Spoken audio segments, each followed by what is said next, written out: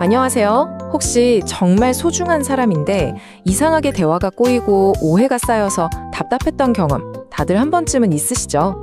오늘은 그 답답함을 시원하게 풀어줄 갈등을 이해로 바꾸는 연결의 비밀 언어에 대해 이야기 나눠보려고 합니다.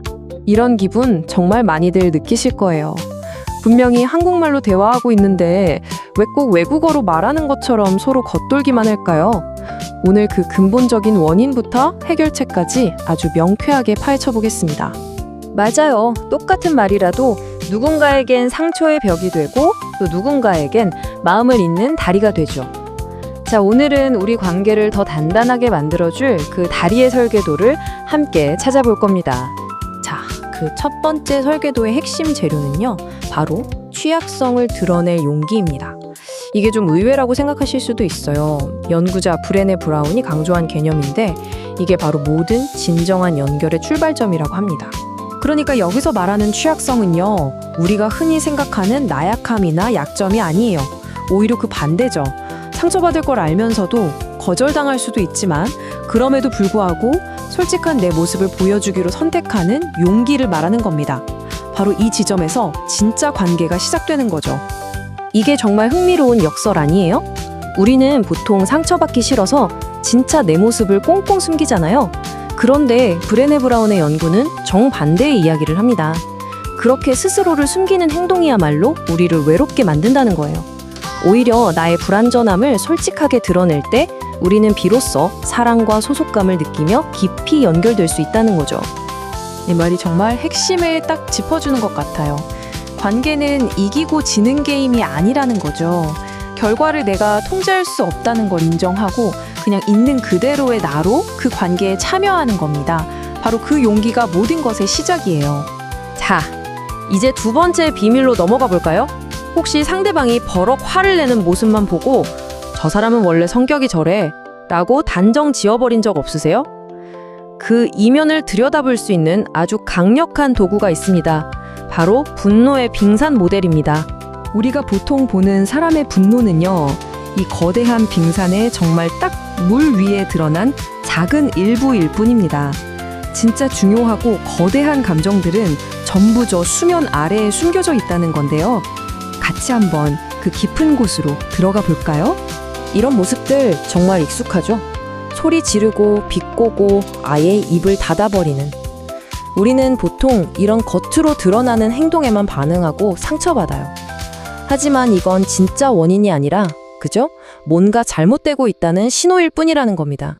자, 이제 진짜 중요한 수면 아래를 한번 보세요. 여기엔 상처, 두려움, 슬픔, 실망감 같은 훨씬 더 부드럽고 연약한 감정들이 숨어 있습니다. 결국 분노는요, 이 연약한 진짜 감정들을 들키고 싶지 않아서 그걸 보호하기 위해 입는 갑옷 같은 거였던 셈이죠. 바로 이거예요. 이게 핵심입니다. 분노는 그 자체로 진짜 감정이 아니라 더 깊은 곳에 있는 진짜 감정을 가리키는 손가락, 일종의 신호등이라는 거죠. 상대방의 화난 모습 뒤에 숨겨진 그 서운함, 두려움을 볼 수만 있다면 우리는 완전히 다른 차원의 대화를 시작할 수 있게 됩니다. 자, 이제 이론은 충분히 알았으니까 실전으로 한번 가볼까요? 이 거친 감정의 바다를 지혜롭게 항해할 수 있게 도와줄 아주 구체적인 도구 두 가지를 소개해드릴게요.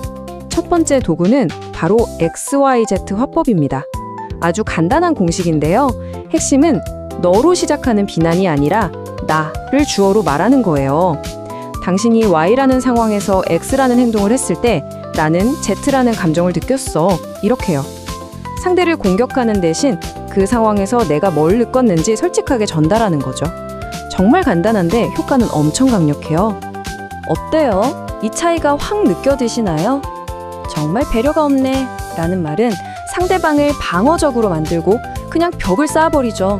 하지만 오른쪽처럼 말하면 이건 비난이 아니라 내 감정에 대한 솔직한 표현이 되니까 상대방도 대화의 문을 열게 되는 거예요. 말 한마디가 관계의 방향을 완전히 바꿔놓는 거죠. 자, 두 번째 도구는 조금 더 깊이 들어가는 방법입니다. 바로 마셜 로젠버그 박사가 개발한 비폭력 대화, NBC라고도 불리는데요. 전 세계 수많은 사람들의 관계를 바꿔놓은 아주 유명하고 강력한 대화법입니다. 비폭력 대화는 아주 간단한 4단계로 이루어져 있어요. 첫째, 내 생각이나 판단을 빼고 그냥 있었던 사실을 그대로 관찰해서 말하고요. 둘째, 그 관찰로 인해 내가 어떤 느낌을 받았는지 표현합니다. 셋째, 그 느낌이 어떤 나의 중요한 욕구와 연결되어 있는지 찾아내고 마지막으로 그걸 채우기 위한 긍정적인 부탁을 하는 거예요. 관찰, 느낌, 욕구, 부탁 딱 이 4가지 순서만 기억하시면 됩니다. 이 예시 하나면 모든 게 설명될 것 같아요. 당신은 내 말은 전혀 안 듣는구나. 이렇게 비난하는 대신에요? 이렇게 말하는 겁니다.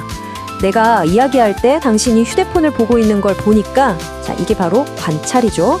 솔직히 좀 서운한 마음이 들었어. 이게 느낌이고요. 왜냐하면 나는 우리가 대화할 때 서로에게 집중하고 존중받고 싶거든. 이게 바로 내 안의 중요한 욕구예요. 그러니까 우리 이야기하는 동안만이라도 혹시 휴대폰을 잠시 내려놔 줄 수 있을까? 이게 긍정적이고 구체적인 부탁이죠. 어때요? 이게 바로 관계를 파괴하는 대화에서 관계를 살리는 대화로의 전환입니다. 자, 그럼 우리가 이렇게 취약성을 드러낼 용기를 내고 분노의 빙산 아래를 들여다보고 또 비폭력 대화 같은 도구들을 사용하면 우리 삶에 어떤 변화가 찾아올까요?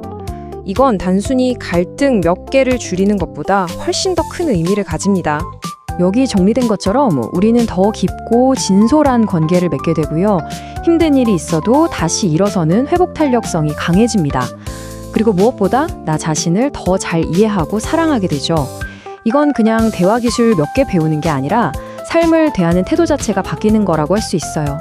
마지막으로 브레네 브라운의 이 말을 꼭 기억해 주셨으면 해요.